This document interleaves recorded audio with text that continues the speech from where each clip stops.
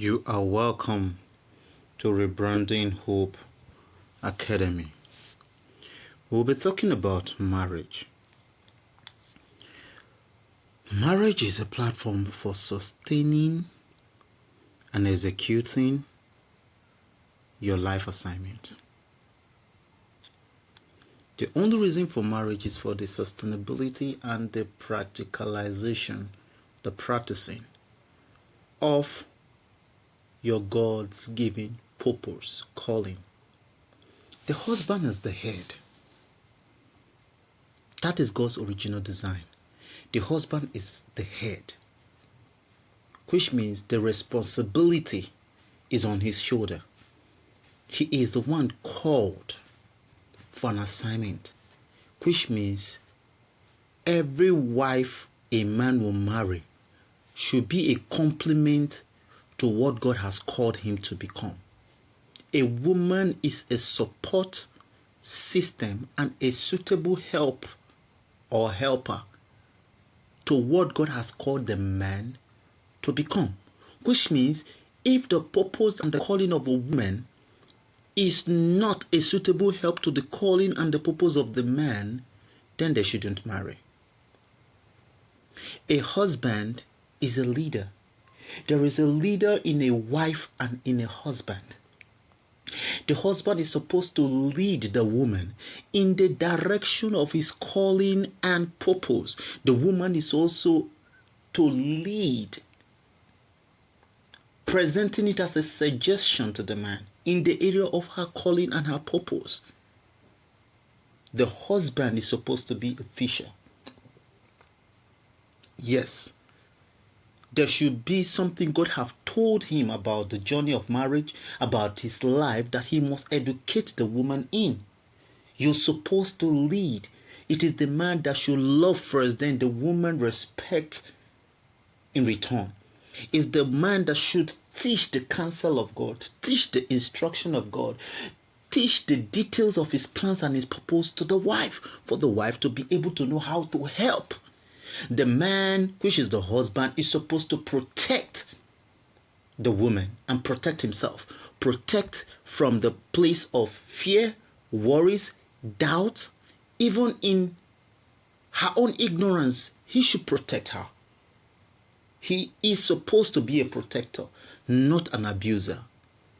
So likewise, the wife is supposed to protect the husband and not the abuser. The wife should be able to also communicate to the husband the details of her calling and assignment in the place of teaching.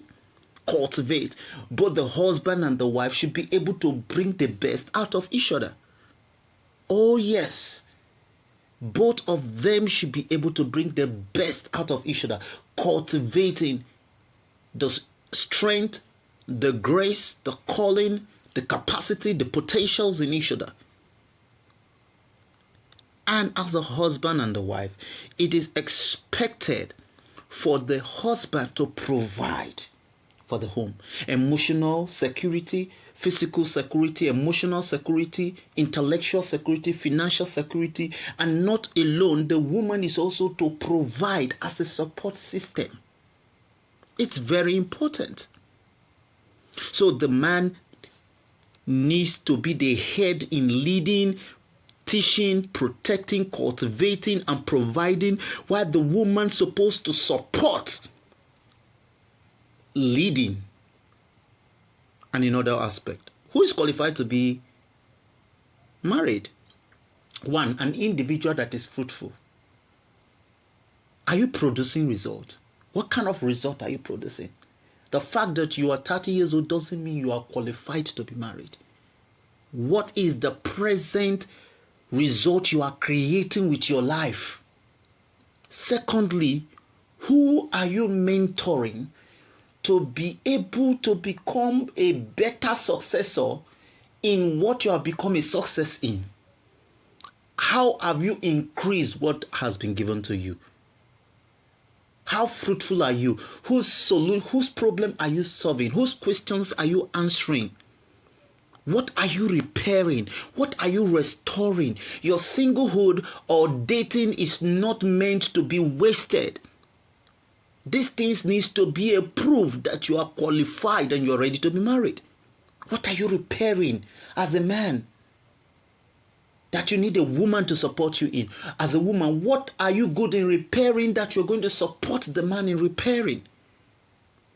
Do you have order, or your life is disorganized? What area of life are you governing? What's the area of your mastery? What is the area of your curiosity and your passion?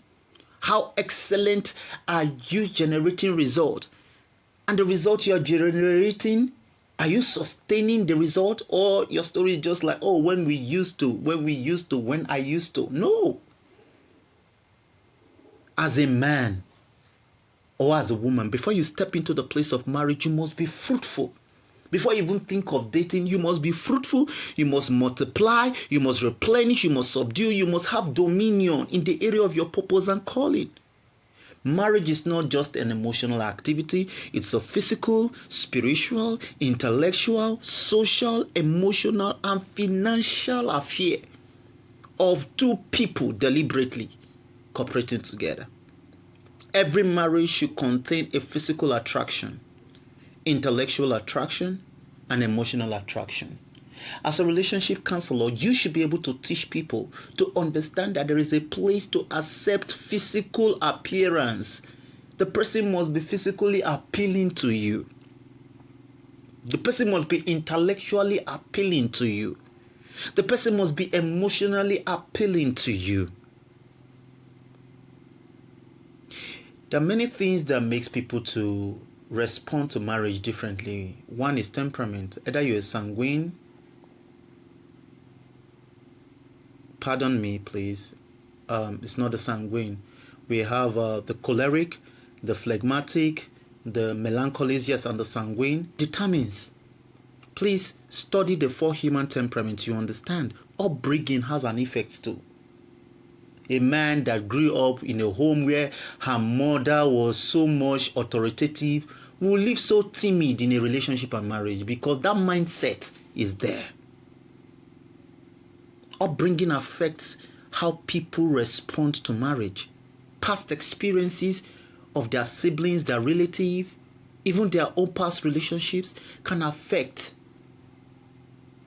That is it. Someone whose ex-lover is an abuser will find it comfortable when the spouse is abusing her in the marriage or in the relationship. So it is important that you align these. Marriage needs to be patterned according to the vision and the calling of God upon your life. You don't marry for yourself. You marry for what fits into your calling and your vision. Oh yes.